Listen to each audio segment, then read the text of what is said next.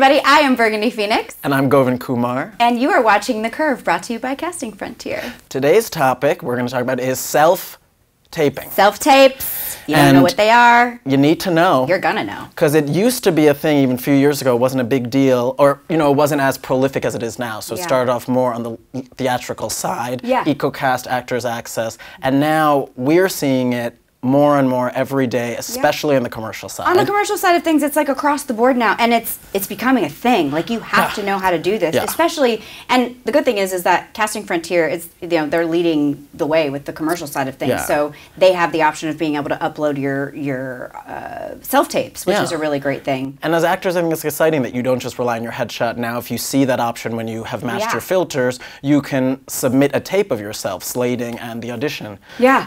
And you know what's really cool? I don't know about you. You're a little newer here, right? Okay.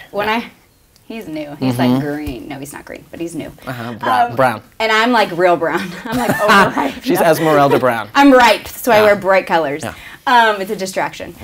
No, but when I first moved here, there was no such thing as a self-tape. No, it's a tumbleweed. They were like Blackberries, and I was like, what? There's no video on the phone. Now, there's all these things, people, and we've had to adjust to that, and especially with self-taping now, like, I have a whole kit. Like, I have lighting, I have a tripod, I have a ring light, I have a wall that I move my couch. She's got I have crew, casting, I have a casting director. She's got Oprah's team working on her self-tape. I'm part of OWN. And I've got one man, and he has a friend. Just a friend, and it's a Facebook friend, really. But it's really important to have a group of people, like have a friend, or I do a self-tape group every single week now, so we can practice how awkward it is to not have the option to walk into a room now with a casting director and still be prepared when you go out there into the world and walk into a room, because the last thing you want to do is get really self-comfortable doing 17,000 takes on a self-tape, and then you have to go to an actual audition. Yeah, so you have more control, and we thought it would be great to, what are do's and don'ts, and talk about our experience. Even for this, we had to self-tape. Oh, yeah. Today, we're going to have a special person with us from Casting Frontier and Action Casting, casting director James Levine, to give us from the casting director's perspective about mistakes you can make and where the trends are going in terms of and also what he looks for. There's 3 key things that he's going to tell us that you should have and you should know about self-taping. Get ready. So, without further ado, ladies and gentlemen, please welcome James Levine. Oh my God. Hey! Hi. Wow. By. Hi, guys. Oh my gosh.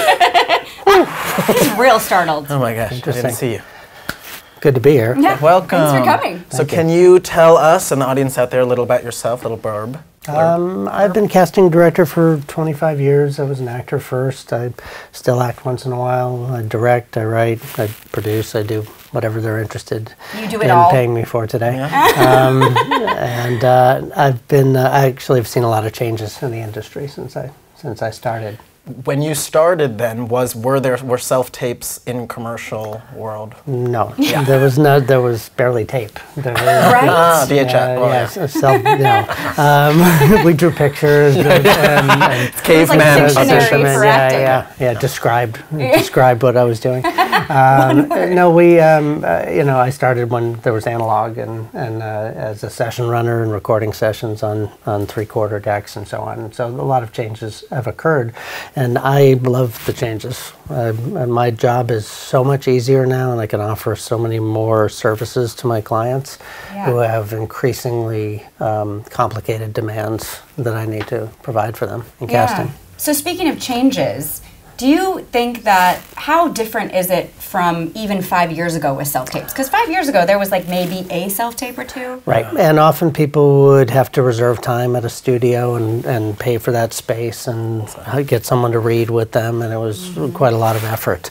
And now people are much more prepared, and they can do things at home, and they do have people that they work with, that they trust, who they can read with. And that's an important part of it too, is we try to provide a lot of direction when we put out instructions for self-record, and very detailed.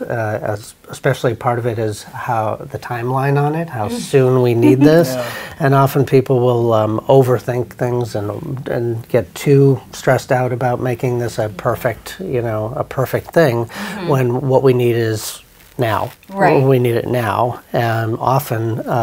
lately I've been getting requests where we don't do any first calls. We just, we'll put just a self-tape, right? If it's a single character, they're increasingly interested in that because it saves a lot for their budgets. Right. And we can give them often a greater number of people than we would see in that casting day. And I can have the opportunity to edit who I want to show there. And the reasons why I will show people are probably actually something I'd like to share with you guys and our audience so that they can do that better, so that my casting looks better. Yes. Yes.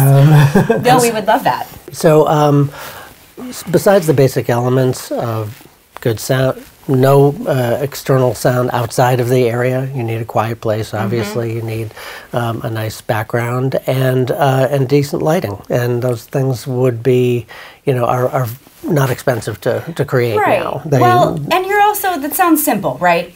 You guys need clear sound, a clear background, and decent lighting. And natural lighting can count. If and it's natural lighting. The sun. Correct. Without shadowing on your face or just not subway lighting. And occasionally. Not subway lighting. Don't go outside by a tree. Yeah. And also, record on your phone. Yeah. We're not going to be able to hear you. Now sometimes your environment is something they're interested in also. So whatever the nature of this particular commercial, they may want to see where you live and what you, or will tell you to shoot it in your backyard or with your family, or a lot of things that we couldn't create in the casting. In the casting office. Right. Yeah, I had to do that one time. I had to shoot my whole bedroom and living room. Right, because we may be looking for the location as well, and often that comes into play. Yeah. So look at it carefully. Think about how your environment might be productive for this scene. It's still very difficult to do multiple characters, so this really only applies to single characters. And often, lately, they just want to see how you look. They're deciding on you on your slate. If there isn't any dialogue, yes, they are. I have clients who just want to see you how you look today, and that you're alive and friendly, and that you the bar's low. have a little personality. The bar is low out You're there. alive and that you look friendly. People. I think it's exciting because, I sometimes look at it when I'm, sometimes you're like, oh, it's just my headshot they're basing it on. And now you have a little more control. You see a self-tape and you go, okay, at least I can say my name.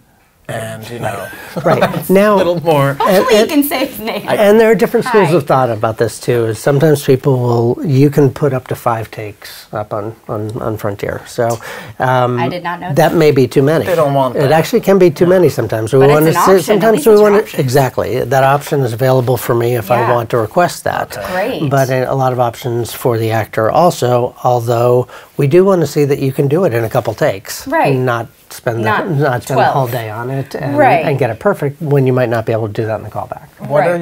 What are some top mistakes or errors you see, or you just wish you're like, let me just get it out there, things to watch out for, be cautious of? Occasionally overproduction. Like sometimes people will just shoot they'll shoot the whole scene and they'll put a score to it, and I think that's wonderful to look at, but I forget to see the performance. Well, what were we just talking about? Like, we don't need people to, casting directors don't need you guys to shoot, or us to shoot, the short film version of an audition. It's not necessary. They got that. Right. Hopefully they right. So that occasionally, and sometimes that's amusing, and once in a while it's actually wonderful. But I recommend you don't put your effort there. Put the effort into a great performance, nicely shot, sounds good. I can hear it and see it. And no distracting, plants in the background. Exactly. Typically for a slate, do you want? Sometimes it says full body slate. Usually we'll give you exact directions, exactly how we want to see this. And people should understand if they don't do those exact instructions, those came to me from my client, and that's how they want to see this. And if you didn't do that, I can't present it. And they don't realize that your home video is not going to a second round. I'm often showing that to my client, and if you didn't do it just like that, didn't follow the directions, you probably can't follow direction on set either. Yeah, you're sabotaging yourself. You're showing you can't follow directions. Yeah, and that's a huge thing, not being able to follow directions. Imagine that. That's an issue. That's your job. It could be something as simple as, it asked for a slate, a 3/4 slate, and you do a full body. Or it says, please say your name, your height, and the city you're from, and if you're available on this date, and you're like, hi, I'm so-and-so. blank. Yeah, or occasionally people have prepared slates, and I could see that wasn't the instructions on this. They just uploaded a slate from another job. Don't be lazy. Yeah, don't be lazy. Don't be lazy. And I can tell right away that wasn't you today, and you didn't read this, so I don't know how you look today. And a big part of this is the immediacy. Right. So to know out there, if you follow the directions clearly, you already have a leg up. Right. Some I can't people believe we're actually saying it. People, yes, people take themselves out of the running. Yeah, and they don't realize why.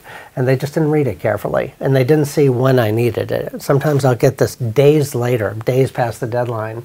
And I go, that was great. I just wish that was on time. And then they missed an opportunity. You know, one thing too is a lot of times it'll give you this long, like a self-tape I did the other day was like, it's due in 2 weeks. Well, I could either do one of, I can wait 2 weeks, which gives me anxiety, or I can just do it. And do you prefer getting it as soon as possible so that if you have a note or if the client has a redirect or something? As soon as possible, because more often than not, when that's the request, we have a compressed timeline. And the faster I can show them options, the sooner you responded, the sooner you're in the mix. So like what you're saying for actors to have a backup plan, who are the people you film with, where is the safe space that you always have? Right. Because sometimes I found when I first moved here, I felt scattered.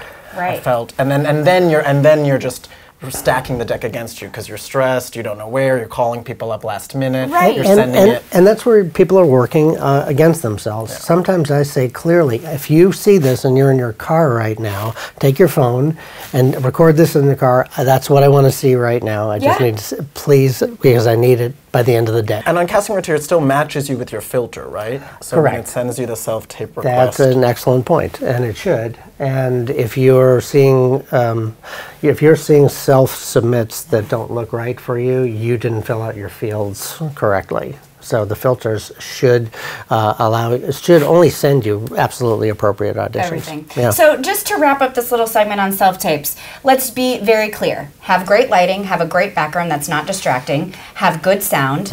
But first and foremost, wouldn't you say, read the instructions before you even go through all that. And also, be prepared because your work is going to stick out. Let's say there might be something a little bit distracting on the wall, but you're phenomenal. They're probably not going to notice the thing on the wall. So focus on the work, and then also be professional, be prepared, get it in time, don't self-sabotage yourself, and fill out your casting frontier profile is complete so that you get all these really great opportunities. Seems simple enough. Right? Thank you so much. Yes, thank you so much. Can you make me disappear again? Okay, yes, we absolutely will. Can we, Ready? 1, 2, 3. Abracadabra.